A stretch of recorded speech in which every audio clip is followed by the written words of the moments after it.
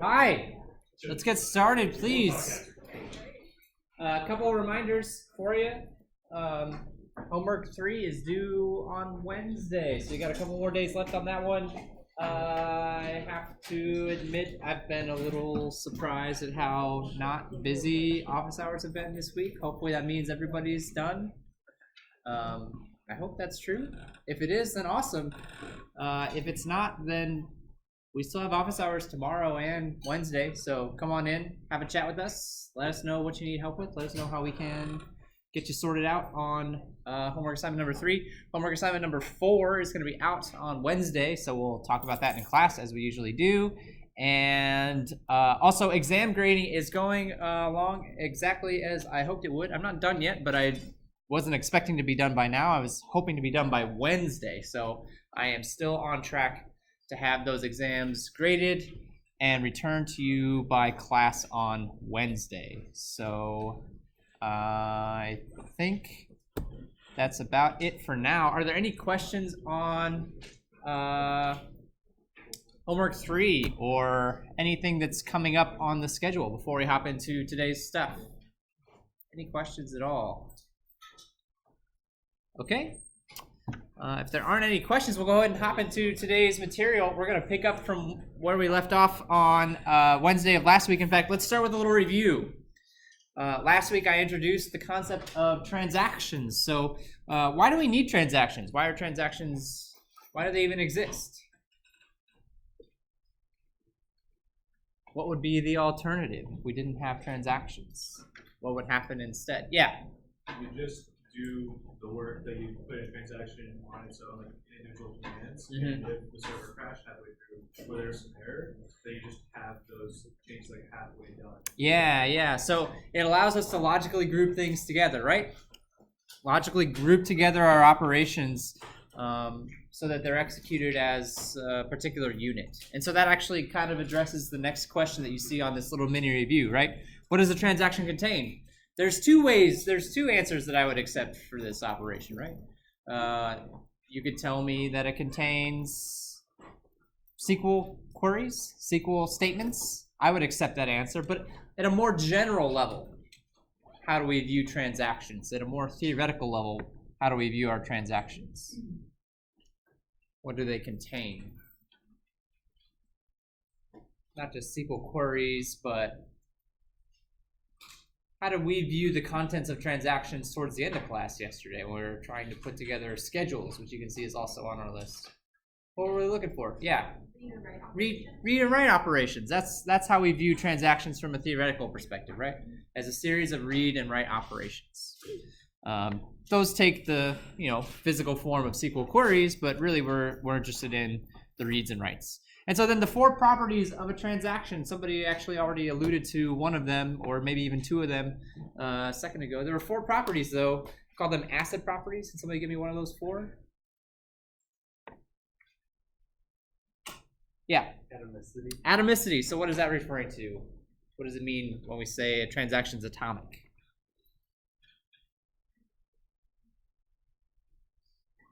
What do we mean by that? Yeah. It's an all or nothing situation, right? The whole transaction goes or none of it goes. So that's what we mean when we say transactions are atomic. What we got 3 left. Somebody give me one of the other ones. Consistency preservation. Yeah. So what's that one referring to? What does that mean for us in regards to transactions? We're not going to leave it. We started in a valid state and we ended a valid state, right?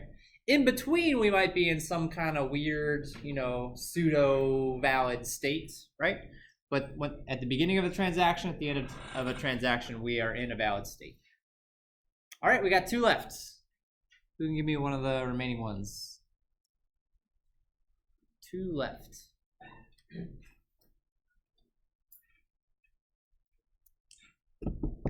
What's the I for? Yeah, go ahead. Isolation, so it should run the same way regardless of the transaction. Yep. Transactions should be performing as if they are the only transactions that exist. They cannot see the world around them, or can they? We actually talked about that towards the end of class, right? How we can adjust the isolation level for various effects. And then the last one, durability. Durability, what is that referring to?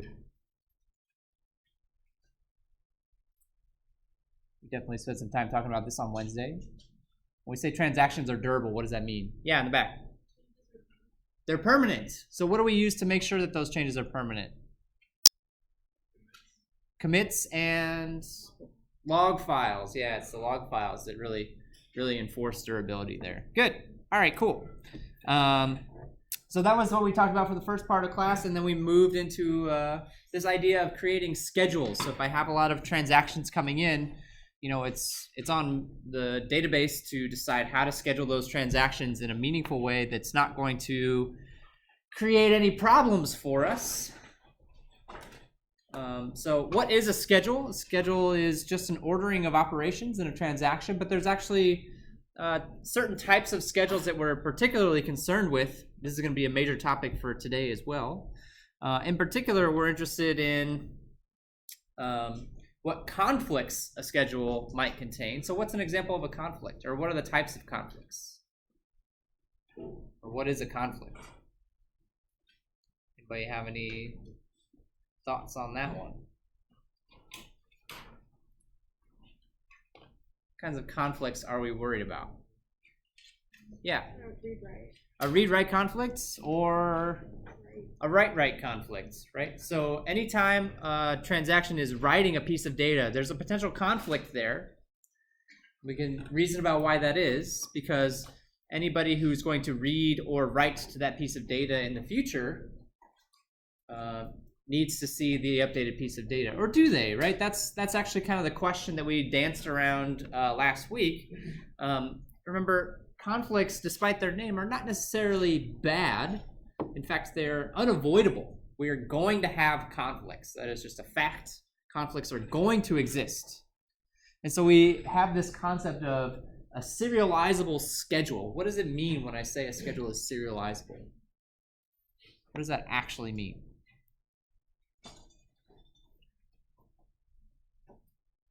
Yeah. So is equivalent to a serial?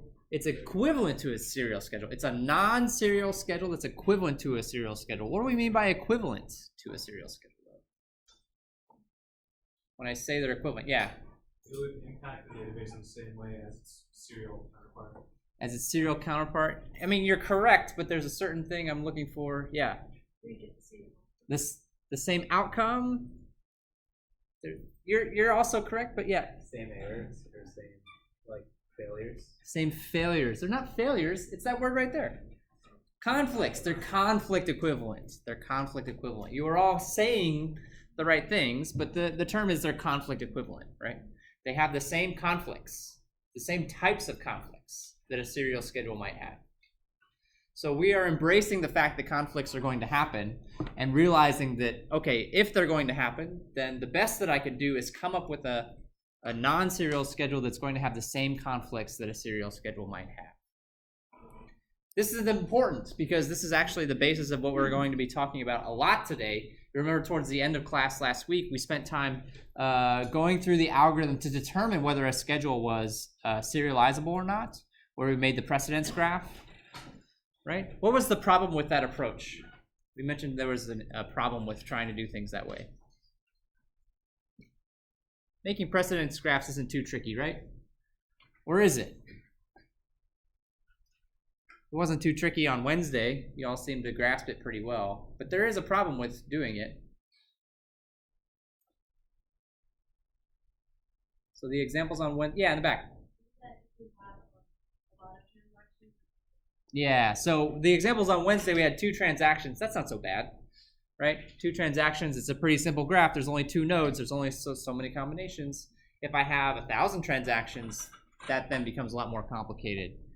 So the time required to maintain that conflict graph for large numbers of transactions, it really does not scale well. That becomes a big problem. So we left off Wednesday with this idea of serializable schedules, but still kind of hanging in this weird state where we could see the value of serializable schedules, but we could not, the act of checking to see if a schedule is serializable or not is not a good use of our time. So what we're going to talk about today is how to solve that problem by using a technique to guarantee that the schedules that we generate are serializable. So we're going to eliminate the need for checking altogether. We don't have to check the schedules anymore. We don't have to make the precedence graph. We're going to generate the schedules in such a way that they are guaranteed to be serializable. Okay? So that's our task for today. Let's get into it. The solution to this problem, which you may or may not have seen coming, since we're talking about things like conflicts and race conditions and things like that, is locking.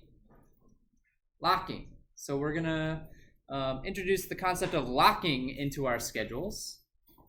There are actually other ways that you can use to generate serializable schedules besides locking, such as timestamps and what's called a multi-version schedule. It's kind of, you can think of it as almost like a recursive schedule generator with backtracking when you hit bad states, perhaps.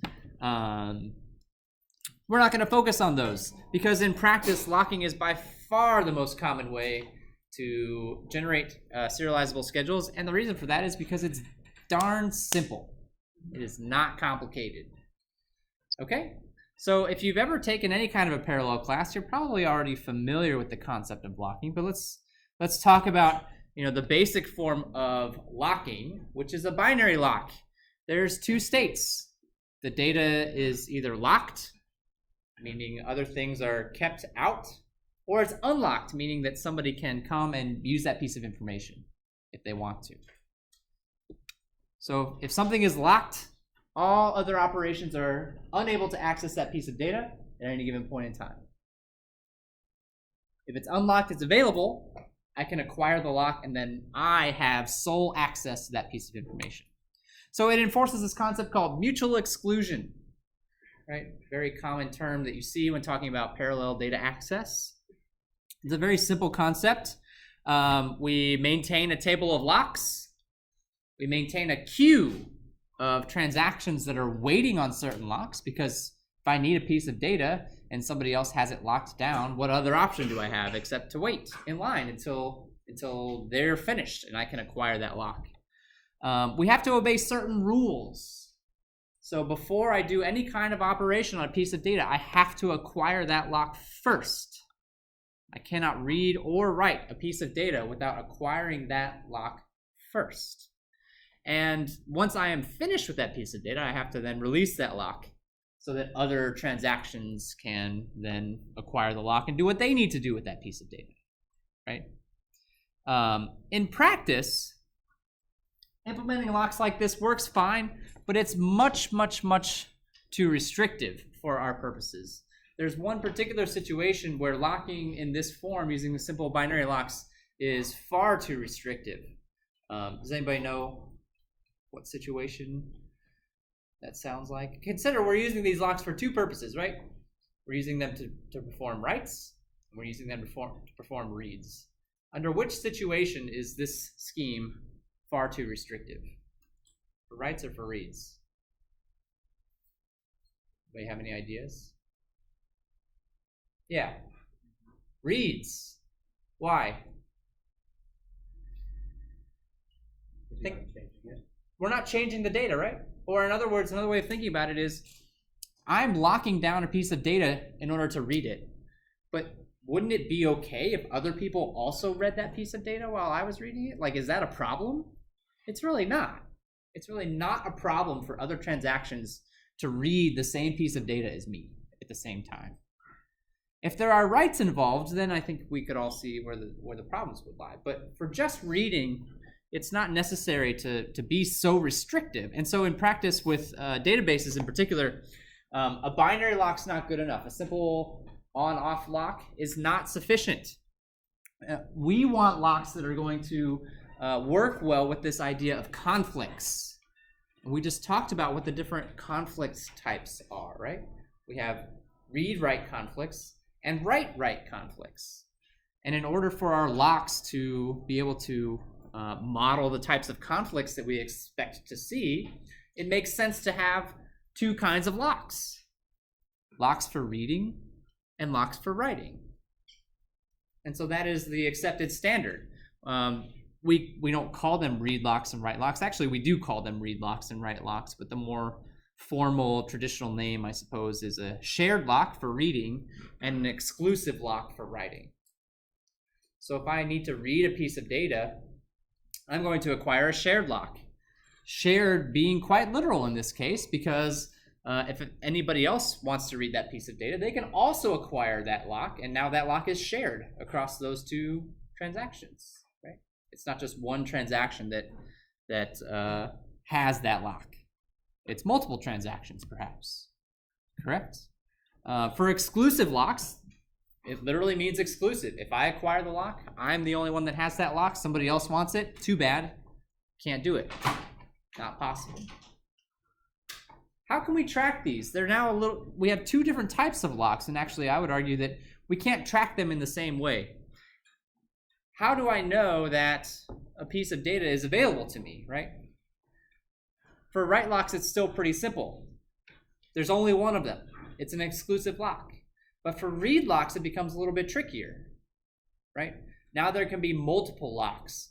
And I'm not even necessarily sure. Well, so there's definitely a way to track who has the shared locks, right? But from a simple perspective, if I just need to say, is this data available or not, right? I need an easy way of tracking that. Can you think of what you would do if I were to ask you to implement this, say on homework 4, perhaps? Somebody acquired a shared lock, and somebody else came and acquired a shared lock. And then somebody else came and acquired a shared lock, all on the same piece of data. And then somebody else came and said, hey, I want to write to this piece of data. Is that okay? Is that something that I can do? You would shake your head no, but how would you get that answer? That's kind of the tricky part, right? How would you get that answer? Yeah. As long as someone has a shared lock, we can't give a write lock. That's right? correct. So we could just keep a flag on the data as to whether somebody has a shared A lock. flag, or actually, if we wanted to be even a little bit more detailed, a counter, I think would be perhaps a more elegant solution, because anytime somebody acquires a lock, I'll just bump the counter up 1. Anytime somebody gives the lock back, I'll move it down 1. If the counter is 0, that means that data item is freely available for anybody who wants to use it, right? In other words, for write locks, it's a simple Boolean. Somebody's got the lock or not. For read locks, it's not, though. It's not a simple on or off situation. It's more a question of how many people have this lock. Is it non-zero or not, right? That's the kind of question that we're looking for. And this is actually something that I'm going to ask you to do on homework 4, coming up very soon. Implement these types of locks. Okay? So we still have to obey the locking rules, right? That should have been pretty clear from the example we were just talking about. If I'm performing a read operation, I have to acquire a read lock, and once I'm finished, I have to give that read lock up. Same thing for writing locks. But interestingly now, with the two lock types, we can convert. So if I'm a transaction and I have a read lock and I decide, well, actually I need a write lock, that is something that we can do. And the opposite's also true. If I currently have a write lock and I need to, and I want to convert it into a read lock, I can do that. One of those situations is easier than the other. Which sounds simpler to you? Converting from a read to a write, or converting from a write to a read? Which one sounds more straightforward? Which sounds easier? A write to a read. Why? If I have a write lock on a piece of data, I know that I am the only one, right? It's an exclusive lock. I am the only one that has a lock on that piece of data if I have a write lock on it. If I have a read lock on a piece of data, I do not know if I'm the only transaction to have a lock on that data or not, right? So if I try to convert it to a write lock, what do I need to do? First thing I need to do is see, does anybody else have a shared lock on this piece of data? If they do, then I'm out of luck. I can't make this conversion. If they don't, then okay, I can go through with it. So there's a little bit more involved between the conversion from a read lock to a write lock. But a write lock to a read lock is free, basically. All right, that all leads us up to kind of the answer to the question that we've been trying to solve, which is, how do I generate schedules that I know are serializable? And the answer to that question is two-phase locking. So I've introduced this concept of locks, but we haven't really discussed how to use them in the context of transactions. The simplest way that I'm sure a lot of people envision using these locks, right, is if I have a read operation in my transaction, I'm going to read that, I'm going to acquire the read lock right before, I'm going to perform the read, and then I'm going to release the read lock right after I'm done. Same thing for a write operation, right? If I have a write operation in my transaction, acquire the lock, perform the write, release the lock. In practice, while you certainly can do that, there are still problems if you acquire and release locks in that way. Consider that there are still issues with the fact that even after I write a piece of data and release that lock, the transaction is still not over yet. So it is possible for somebody to potentially read that data, even though the transaction may fail in the future. It hasn't been committed yet, right? It's not a permanent part of the database. So just because we introduce locks into the equation, that does not solve all of our problems. We have to be smart about how we use our locks. And so this concept of two-phase locking is really sort of an idea of how these read and write locks can be applied. So in its most basic form, two-phase locking says that you have to acquire all of your locks before you unlock anything. So there's two phases. The first phase is the growing phase, where I'm stockpiling locks, right? I'm not letting go of any of my locks. I'm just stockpiling locks, grabbing them, never letting them go. As soon as I have acquired all of the locks for the stuff that I need, at that point in time, I can choose to release locks if I would like to. That's the shrinking phase. The number of locks that a transaction has is going to go down. If we acquire locks in this way, it guarantees serializability. It guarantees that I'm going to generate schedules that are serializable, which is what we've been going after this whole time. Now, there's a proof for this. I'm not going to do it right now. I think we have better things to talk about, but it is an interesting exercise if you're into that sort of thing, to think about how this guarantees serializability, why this guarantees serializability.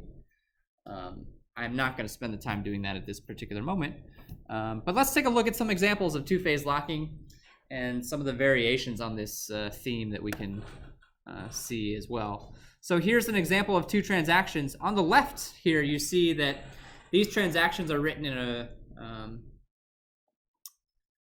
kind of a naive way, I suppose.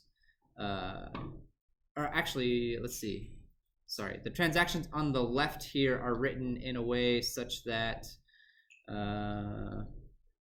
acquire the read, acquire the write. All right, so the transactions on the left are how these locks would work if you were doing it from a naive standpoint, perhaps. Whereas the locks on the lock acquisition on the right is meant to, it's actually, are they even different? They are not different, are they? Did I copy the wrong images on this slide? I'm now starting to wonder if I got the, no, they are different actually. They are different, I take that back, I'm sorry. This does not follow two-phase locking. This is a more naive approach. You see that the write lock is acquired and an unlock occurs before the next lock is acquired. So this does not follow two-phase locking at all. This is a more naive approach, like the first example that I was talking to you about. Whereas on the right, we see these transactions modified to follow a two-phase locking approach. Acquire the locks first before I unlock anything. So I'm acquiring the write lock for X before I can unlock the previously acquired read lock. And same for transaction 2. Acquiring the write lock before giving up the previously acquired read lock. Do you see how there might be a problem with this setup over here, though? Does anybody see a potential issue with the way these transactions are structured? What if they're running at the same time? Yeah. Yeah, I think it's certainly possible. It depends on the order, right? What we don't see is the interleaving that takes place. So if these are interleaved in a particular way, we might be okay. But depending on how they're interleaved, they could both get to this right lock acquisition and be stuck. Do you see that? If they both reach these lines at roughly the same time, they're both going to sit here waiting for the other transaction to release the lock that it has on the opposite data item, and they're not going to do that. It's just going to sit there and wait. It's going to be in a state of deadlock. So deadlock is still a problem. Yeah. For the transaction on the right, Uh-huh. Uh-huh. it doesn't ever unlock X before it reads it.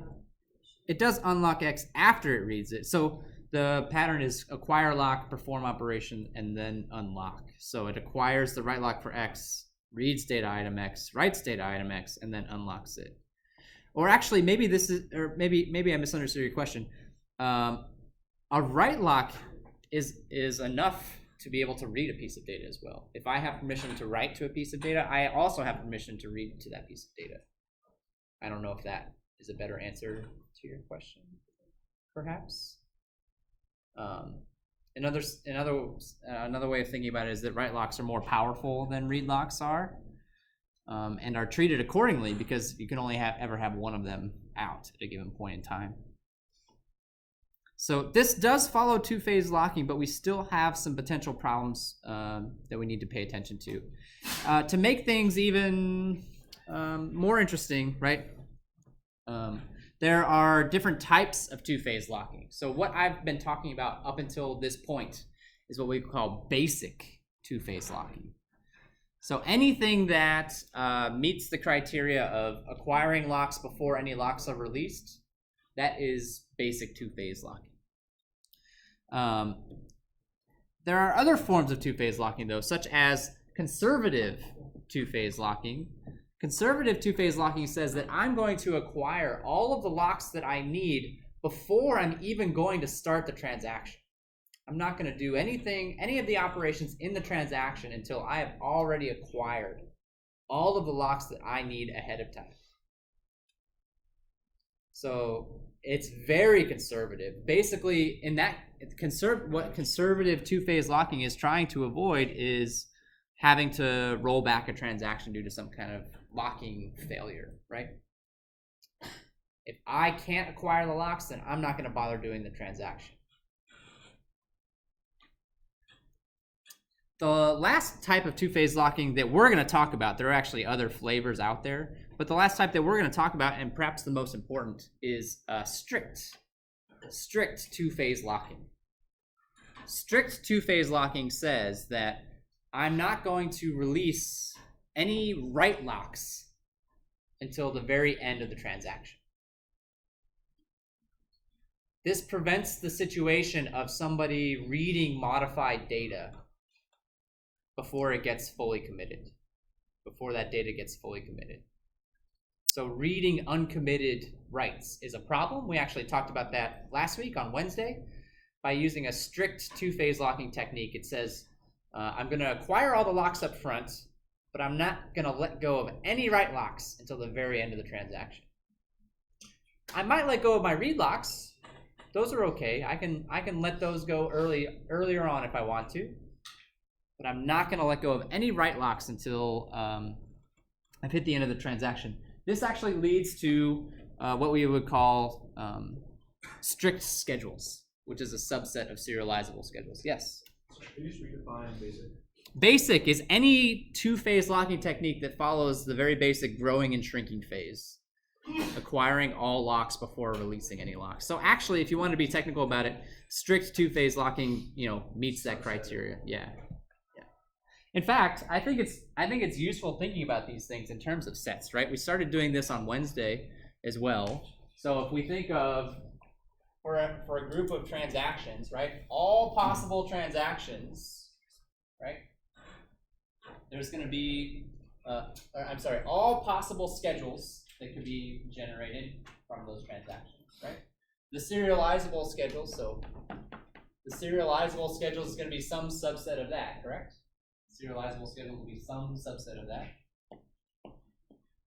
Serializable. And then there's some subset of that, which is the strict serializable schedules, right? Not all serializable schedules are strict serializable schedules. And then you kind of wonder where some of these other ones come in, like conservative two-phase locking schedules. Where do those fit in the picture, right? Is that a subset of strict schedules? Is that just a subset of serializable that has some overlap with strict schedules? Does anybody have any ideas on that one? Where conservative fits into this picture?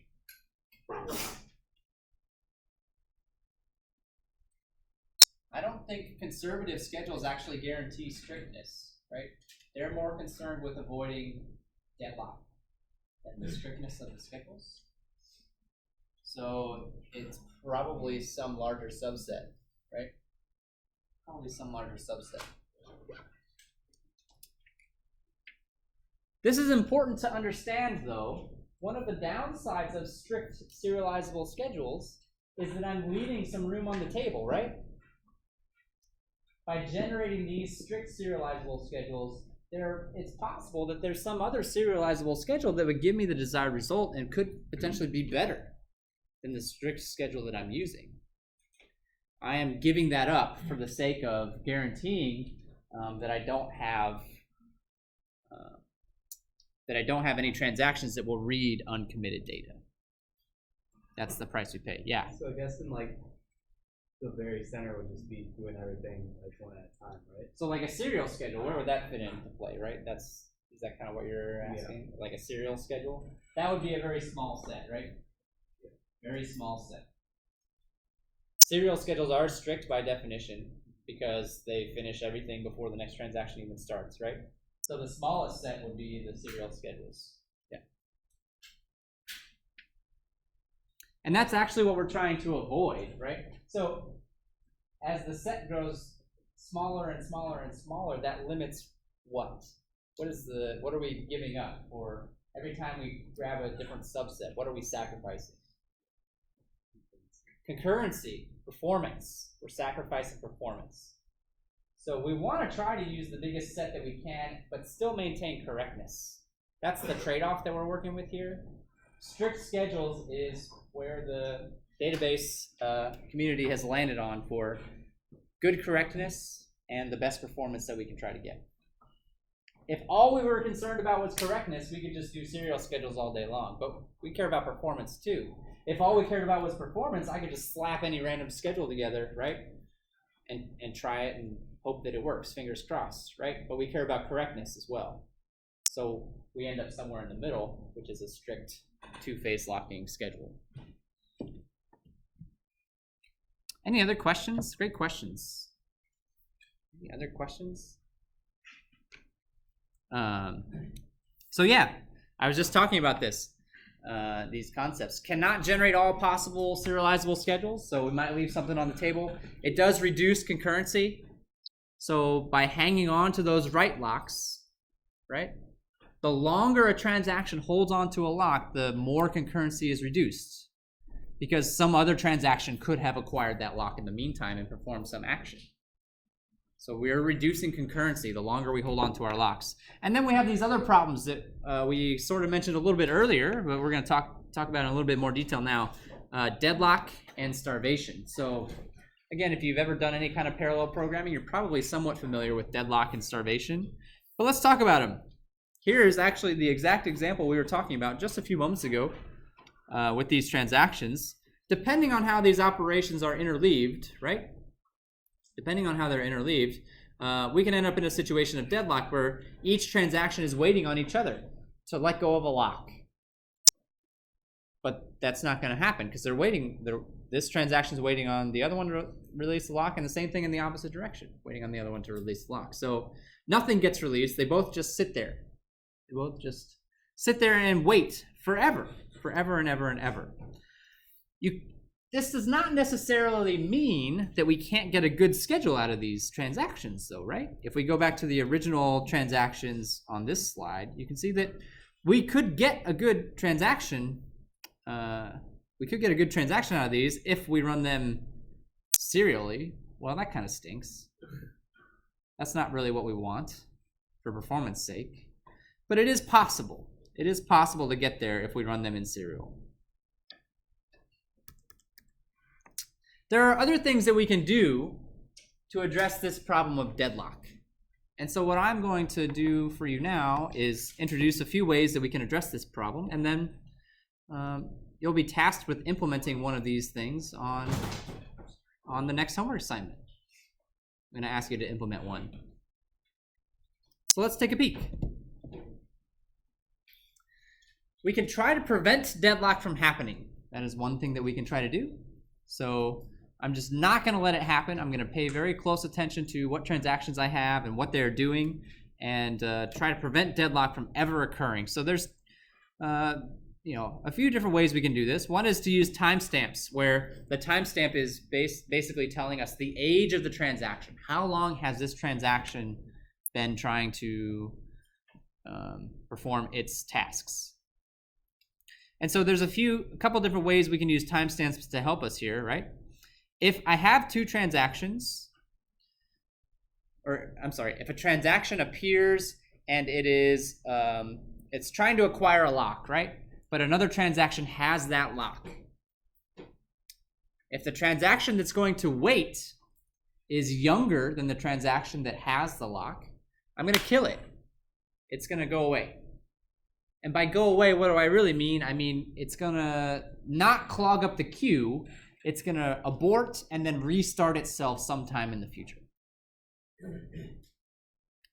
If the transaction that's trying to acquire the lock is older, it's been around longer than the transaction that currently has the lock, then it's going to wait. I'm going to allow it to sit in the queue and wait. The idea here is that for older transactions, I'm going to let them try and complete. I'm going to do everything that I can to try and get them to complete, even if it means waiting. Younger transactions, I'll kill them off, because if I allow everybody to wait, the odds of deadlock occurring are higher, right?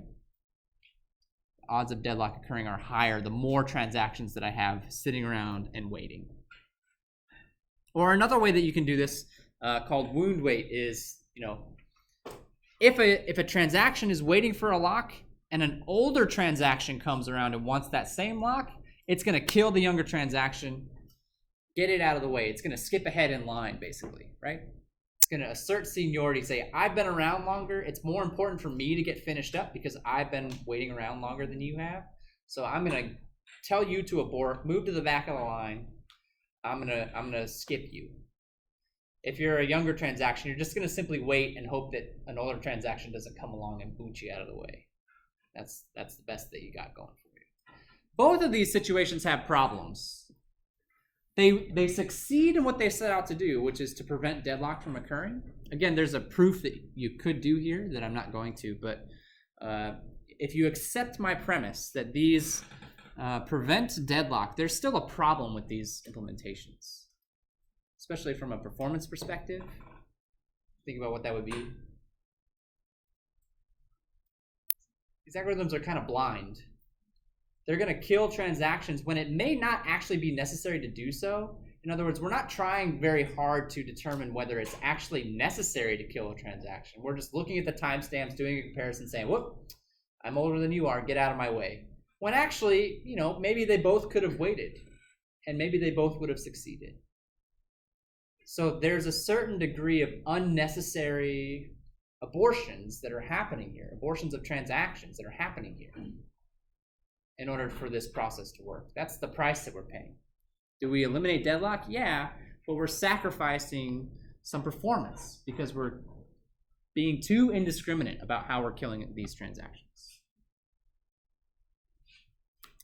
Okay, so then there are other prevention techniques that are not based on timestamps, perhaps even more heavy-handed than before. No wait says, if I try to acquire a lock and it's not available, give up. It's a very pessimistic view of the world. I want that lock. Oh, I can't have it? All right, I'm going to go kill myself. It's not really a pleasant way of viewing things, but it works. it works. You won't get deadlock that way because you're never allowing anybody to wait on a lock. And that's what causes deadlock in the first place, right? If I don't allow people to wait on locks, then I can't have deadlock, right? That's using your noggin. I think you can see the problems with that one, right, are very similar to the problems we had before. You're going to have transactions aborting themselves when it may not strictly be necessary for that to happen. Cautious wait is a modified form of this. It says, all right, hold on. You can wait a little bit, but if you're waiting for longer than a few seconds, right, then you're done. Get out of here.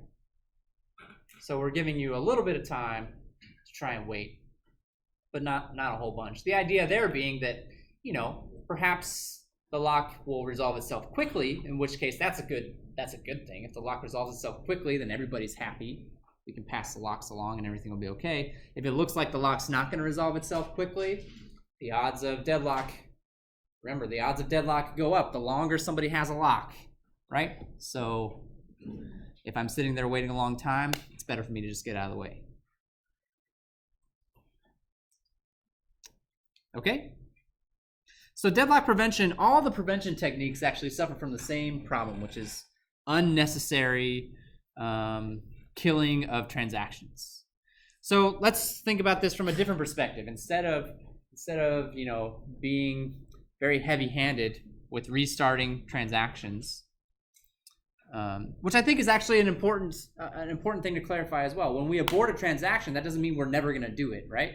We're basically sending it to the back of the line. We're saying, I'm aborting you right now. Wait a little bit and try again. That's what we're actually saying. It's not like it's never going to happen. It will happen eventually. So instead of doing that, maybe we can try and be more cautious about when we're aborting transactions. Wait until we know that deadlock has occurred or will occur, and then abort some transactions. Maybe we can try and avoid this problem in this way. So we're going to do the perfectly normal computer science thing to do when faced with a problem and create a graph where our nodes are transactions. Edges occur when a transaction is waiting on another transaction. So it would look, kind of like the precedence graph that we saw for conflicts, but here we're not talking about conflicts, we're talking about locks, waiting for a lock on another transaction. And then when do we know that deadlock has occurred? We actually saw it. This is an example of one such graph, right? If there's a cycle in my graph, then deadlock has happened. Deadlock has occurred. So what do we do?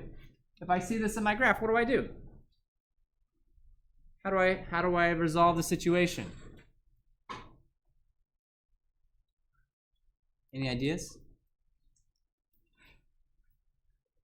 If I have detected deadlock, I say, uh-oh, here's a cycle in my graph. These two transactions are deadlocked. What do I do? How do I solve it? Do you want a deadlock prevention? I pick one. I say, bang, you're dead. The other one gets to go, right? Which one do I pick? I don't know. The oldest one, the youngest one, the random? It doesn't really matter at this point, right? I know deadlock has occurred. If I kill one of the transactions, it will no longer be occurring, right? Just pick one. Use whatever criteria you want. Pick one and kill it, and it will loosen up the deadlock. So since we're interested in performance, we're talking about the performance deficiencies of deadlock prevention. It should also be discussed for deadlock detection as well, right? Under which situations would this be a good scheme? What would you want to be true if you were going to go this route? Construct this graph and look for cycles and do all that fun business. What would you want to be true? Similar to a question I asked you towards the beginning of class today, right? If I ask you to do this for 5 transactions, that's not so bad.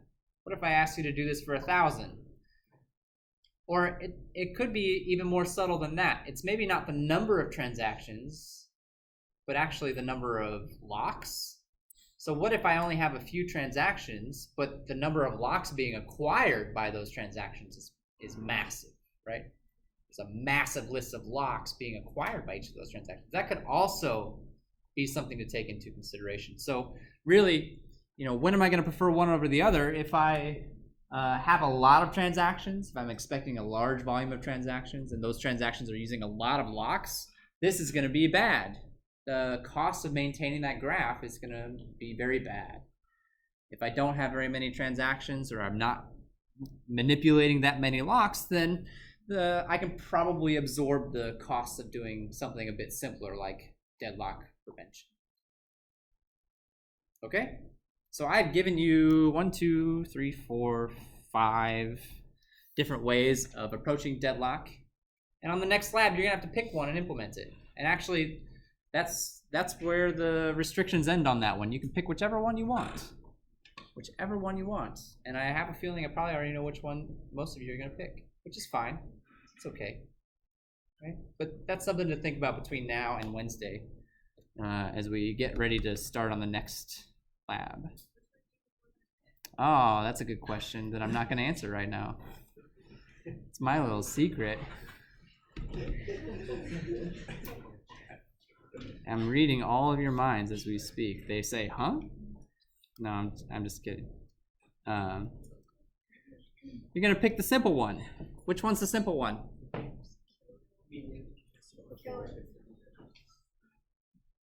So pessimism pays sometimes, right? Right? What's up? Is there ever the case where, like, I mean, just if someone writes a program that has deadlock, there's a possibility they've already messed up, so can't you just, like, print a usage message and tell the programmer they should rewrite whatever they're doing? Tell the programmer that they should rewrite whatever they're Yeah, doing? because I mean, like, you shouldn't program something that has deadlock as a possibility. Shouldn't program something that has deadlock as a possibility. Well, consider that what we're doing here is we're creating schedules based off of transactions. And where do the transactions come from? Is a programmer specifying those transactions? Well, how you create the transactions, they actually The users are creating the transactions based on how they want to interact with our database. well, they're not the ones writing the database itself. The database should handle the transactions in a way that couldn't allow for deadlock. It's a possibility if someone's trying to access, say they should just consider it. I mean, so there's a way to do that, which is this guy right here, creating a dependency graph and analyzing for cycles and that whole biz. I feel like that's not a satisfactory answer for you, though. There's a certain degree of unpredictability here, right? I don't know what transactions I'm going to get. I don't know what the contents of the transactions are going to be that I'm going to get, and I'm expected to accommodate every single possible situation that can be thrown at me in terms of operations that might exist in a transaction, in terms of numbers of transactions that I'm expected to handle at a given point in time. It's a very large space, right? So I certainly think it's admirable to try and avoid deadlock, but in some situations, certainly simpler to accept that it may occur and handle it as it happens. All right, starvation is something else that we have to consider. Sort of deadlock's lesser known, not quite as cool cousin. Starvation, which is when a transaction has to wait for a very, very long time, perhaps even forever. I hope not. That's actually really bad. That's the worst case if it has to wait forever. When would this happen? We've actually talked about situations already when this could happen, right? Why might this happen? What is a contributing factor?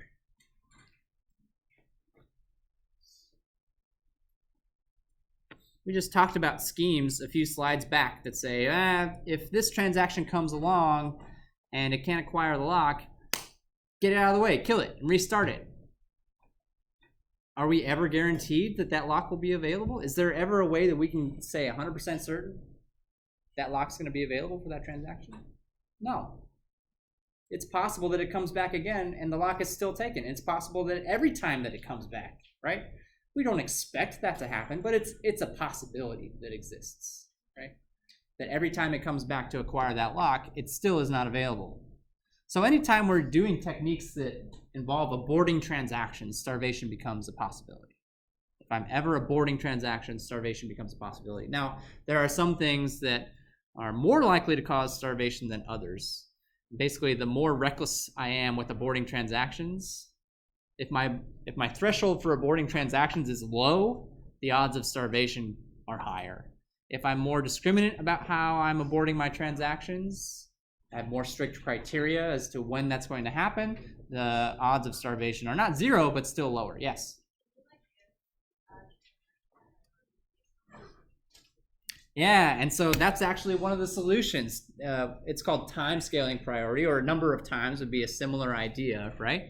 Every time I get aborted, I now have more priority. In fact, that's what the deadlock prevention techniques, the timestamp-based techniques try to do, right? The older I get, the more likely I am to be able to acquire the lock that I need to finish my task. And so that's one technique. You can also do the other technique, which is almost kind of the exact opposite of this one, which is whoever gets there first gets to do the thing. First come, first serve. So just because you're older than me doesn't mean you can preempt me in line. I got here first. I'm going to do the thing, right? You can't stop me. That kind of situation. This is not nearly as big of a problem as deadlock, or at least doesn't. Maybe a better way of saying that is it doesn't receive nearly as much attention as deadlock does, because the odds of something waiting forever, while not zero, is pretty small, right? The odds of something starving to infinity is a very, very, very small thing. So, will it eventually get through? Yeah. Will it take longer than you wanted to? Yeah, but it got done, right? Whereas deadlock is much more serious. If deadlock occurs and we don't do anything about it, then nothing's getting done. Everybody's sitting around waiting. So that's bad. But yeah, just something to be aware of. Okay. Any questions? We got one more topic left to discuss and some practice problems to wrap up today. Any questions on what we've talked about so far? We've all had some great questions so far today. All right. Last, but certainly not least, is concept of granularity. So what exactly is it that we're locking? We've been talking about this very generic term up until this point called a data item, right? But what is a data item? Is it a field? Is it a column? Is it a page or a table? The answer is yes. It is potentially all of those things, right? It's potentially all of those things.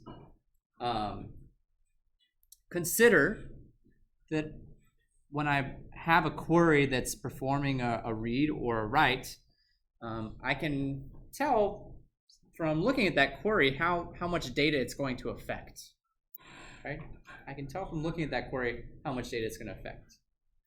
If it's got, a where clause on it, I know it's going to affect some subset of the rows in my table, or I can even see what columns it's manipulating, right? In an update statement, it lists exactly which columns are going to be changed.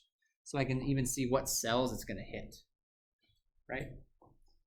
So granularity is very important, not just from the perspective of correctness, but maybe even more so for performance. If I want to make things go fast, really, really, really fast, should I be locking things at a very large scale level or locking things at a very small scale level? Which is going to be better if I'm interested in performance? Small scale, right? The smaller things so if I lock everything on the field level, then it's going to let most things remain unlocked, which means other transactions will be able to come in and manipulate that data at the same time as me, which is what we want, right? So then you might just say, well, all right, we're going to lock everything at the field level, everything on an individual cell level. What's the problem with that, though? What's the problem with having to lock everything on an individual cell level? Yeah. Takes a long time. If I have a query that's touching every single row, multiple columns in every single row, right? I now have to acquire all of the locks for every single field that I'm going to touch. Not only is it going to take a lot of time for me to acquire those locks, but that's a lot of overhead involved as well to manage those locks. I have to remember every single one of those locks that has been acquired, right? So instead, what is the best size? There's not one answer to that. The best size is the size that covers what you need, what that query needs to perform its task without taking any extra, or as little extra as possible. So if I have a query that's changing data in a single row, then I can probably lock down that row, and that's probably good enough. If I have a query that's writing to data across a lot of rows within a table, well, I probably want to lock down the whole table. Am I changing the data, all of the data in the table? Maybe not, but I'm changing enough of it to where, you know, I might as well just lock down the table until I finish what I'm doing. If I'm writing data to many tables, maybe I'm updating a primary key, foreign key relationship, right, across many tables. Maybe I should acquire a lock on the entire database. That's possible as well. That's possible as well. So the best size really depends on the operations that you're trying to perform. There is no one best granularity. The best granularity depends on what you're trying to do. So in practice, when we acquire a lock, you know, we have something that looks like this. This is a granularity hierarchy. So up at the top, I see a node for the database. Then I see nodes for the files. Then I see nodes for the pages. So I can lock things down on a page level if I want to. And then underneath each of the pages, I have locks for each of the rows that exist within the pages, right? So let's consider for a second a very simple scenario where I have two transactions. One transaction wants to update all of the records in a file. The other transaction just wants to update a single record in the file. Okay? If I'm updating a single record in the file, and I need to acquire the locks that I need to perform that operation, what am I going to do? I'm going to traverse down the tree until I find the row that I'm trying to update. And I'm going to say, all right, is there a lock here? The answer is either yes or no. If the answer is yes, then all right, I have to wait. If the answer is no, I'm going to acquire the lock, and I'm going to perform the operation on that row, right? What if I want to update all of the records in a file? So let's think about what that would look like. I'm going to start at the root, and I'm going to traverse down to the file. This is what I want to modify, but I need to acquire a write lock on this file. That's not safe for me to do if there is a single other lock on any of these records, right? So in order for me to safely take out a write lock on the file level, on the table level, I have to visit each page and each row and say, do you have a lock? And then I have to make sure that the answer is no for all of them. And only once I visited each row and asked, do you have a lock? And the answer is no, then I know it's safe to acquire a lock on the file. That sounds like a pain in the ass, doesn't it? It's not great. It's not great.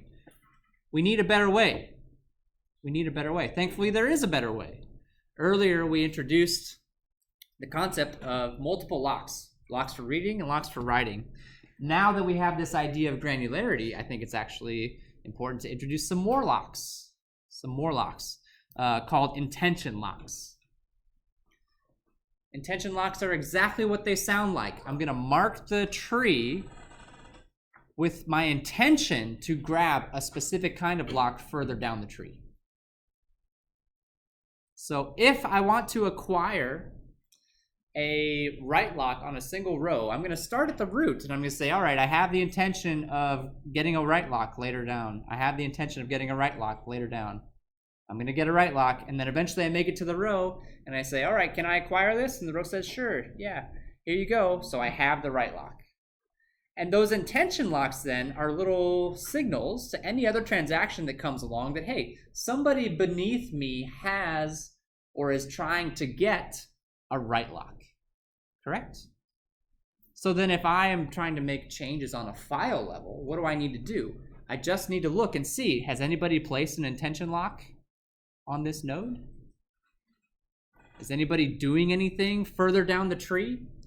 If so, then, you know, I'm already done, right? I know that I need to wait. I need to wait for those locks to be released. And if not, then I can acquire the lock on that particular level. So the way that this works, we have now intention shared and intention exclusive, which are I intend to acquire a read lock or I intend to acquire a write lock. And then we also have this third intention lock called shared intention exclusive, which means I currently have a read lock. I intend to convert that read lock into a write lock. So we introduced these 3 new lock types, and with those 3 new lock types, we have rules now that we have to follow that include the intention locks as part of that rule set. So lock the root first. We always start at the root and then we traverse down. You know, if there's an intention lock for shared, for a read lock or a write lock, then I actually can grab a read lock on that piece of data. In other words, if I'm looking at a page and somebody's marked that with an intention to read or an intention to write, that means that they're manipulating some of the rows, correct? But if I look at a row and I don't see a lock on that page, that just means that we're looking at 2 different rows, and so it's okay for me to grab that lock. It's okay for me to grab a read lock on that piece of data. And there's a similar rule for writes. There's a similar rule for writes. So if somebody has marked a page as I intend to write to this later, or I am writing to it now, right? I can acquire write locks if I look and see that there aren't any already existing. And so if we return to the example that we talked about just a moment ago, right? If I'm trying to manipulate a bunch of data, I now only have to traverse down to the file node, examine whether it's got an intention lock or not, and that tells me whether or not I can proceed. It doesn't speed up, the acquisition of the lock itself, but it does speed up the checks that I need to perform to determine if I can acquire a lock or not. Yes. So say one transaction want to modify say the serial and the intentionally locks the file level, and another transaction come in and want to modify the second row. Okay. They shouldn't be conflicting, but and under this scheme they won't be conflicting. If I have 2 transactions that want to modify 2 different rows, right? They would mark intention locks all the way down, and then only the rows themselves will be marked with exclusive locks. Yeah, the later transaction will see a intention lock on file level and then go away. But it will see an intention to write on the file level. So it's saying, all right, well, I also want to write to some piece of data, so I'm going to go down and see if they're writing to what I want to write or not. If it sees an actual write lock on the page level, then it knows the entire page is locked for writing, so it can't acquire a lock on a particular row. But if it only sees an intention lock on the page, that's a signal that some, but not all of the rows are locked. If the rows that I want are not locked, then it's okay for me to acquire them. In other words, an intention lock is signaling to other transactions that there's another transaction using the granularity smaller than whatever node I'm currently at. And if my granularity is also at that level, then I can go and check and see if it's possible for me to acquire additional locks. If the granularity that I want is larger, then that's not going to work, right? Because I know that there's locks further on down the tree that are going to prevent me from doing that. So it helps you match the granularities in a quick and efficient way. It is it does add a layer of complexity. It's not nearly as simple or straightforward as the generic read and write locks that we saw before. Are there any other questions about this process? Yeah. Why can't you just use read locks instead of intention locks? Why can't you just use read locks instead of intention locks? So if you're going to be reading lower than the file level, you're reading the page, you're going to be writing to the page, you just put a read lock on the file level, and anything else could just So if you're going to be writing the page, you said you would just mark read locks on the parents. Is that what you're saying? Let me think about that for a second. Those would be marked with read locks.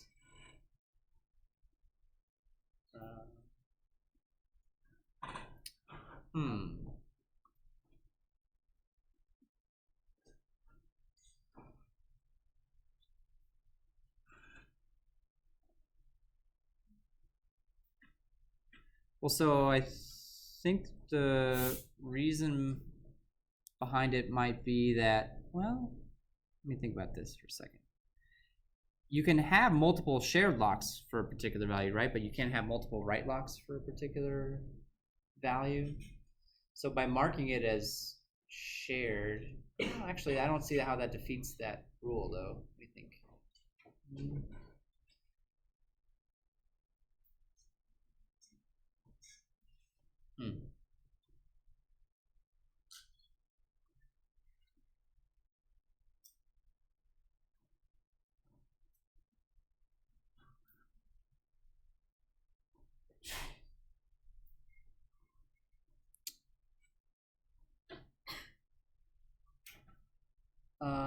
Having a shared lock for the parents implies that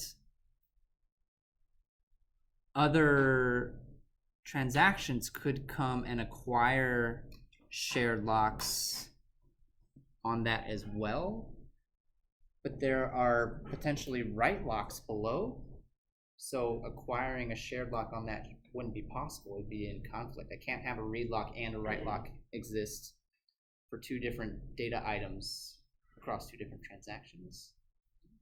So transaction 1 would come along and set the shared lock on the parent, if I'm understanding you correctly, right? But then somewhere down here, you're saying it would have a write lock.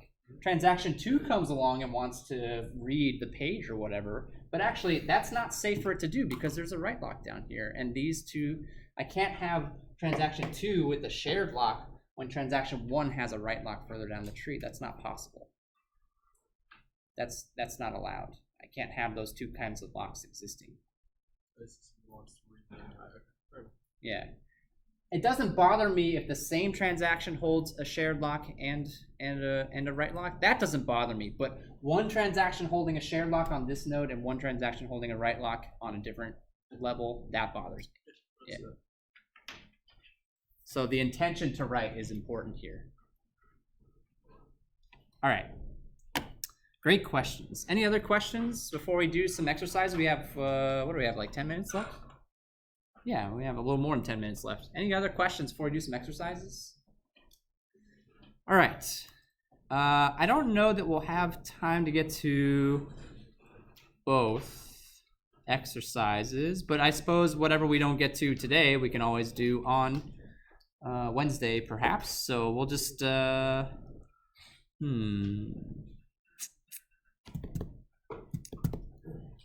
Let's do this one.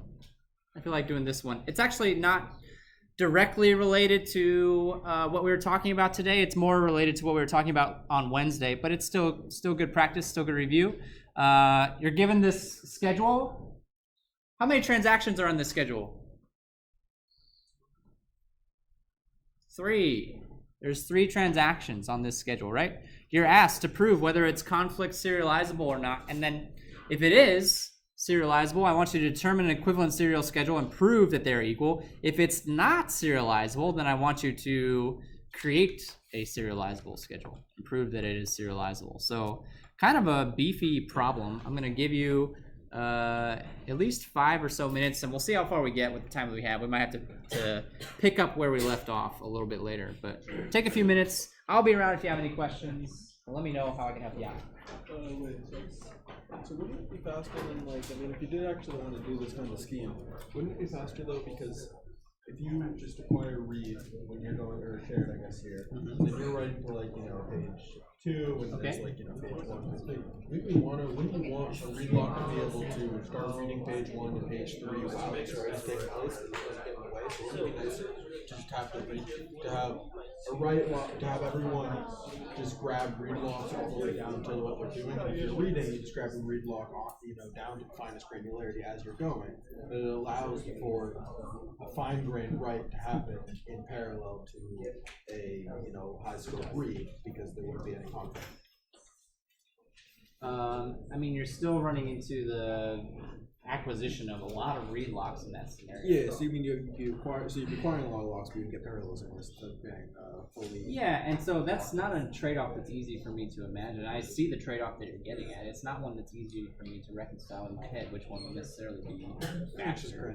I think there is a case to be made that acquiring those locks is non-trivial, right? And so acquiring a read lock on a page or a table level is going to be a faster operation when it's appropriate to do so, right? I mean, I don't think that's something that is easily arguable against. And the real point here is that granularity locks give you the option to do that if you want to. If you want to grab things on the lower level, granularity locks still give you the option to do that as well. There's nothing stopping you from grabbing those lower level locks. And then also, do people actually code with deadlock? I mean, like, why would you, like, I can't imagine SQL actually has deadlock. Actually, yeah, it does. It does. Yeah, absolutely. No, people aren't like. I've seen, I mean, SQL Server, which is the database that I'm probably most familiar with, not uncommon for 2 transactions to get into deadlock, and SQL Server will just randomly pick one and kill it. Yep, absolutely happens. It was like just bad. I mean, that happens. I mean, like, you can almost always get around deadlock. Again, I think it has to do with the unpredictability of transactions that are coming in. You have to be prepared for any possible combination of reads and writes, in any possible order of reads and writes. I mean, I guess I see your point where perhaps it would be possible to avoid deadlock entirely, but somebody has made a conscious decision that performance is going to be faster if we allow it to happen and stop it than to prevent it from happening entirely. So, which somebody who's probably a lot smarter than me figured out that that's the better way to go.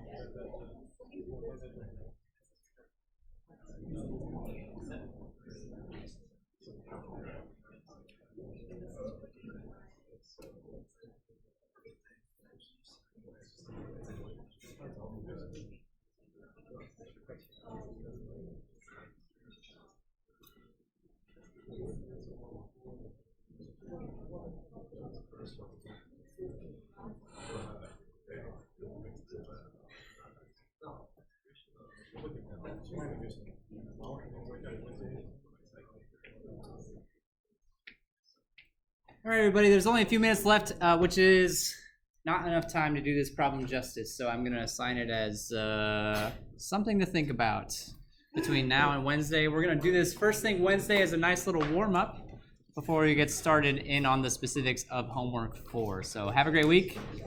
I'll see you here on Wednesday. Not really.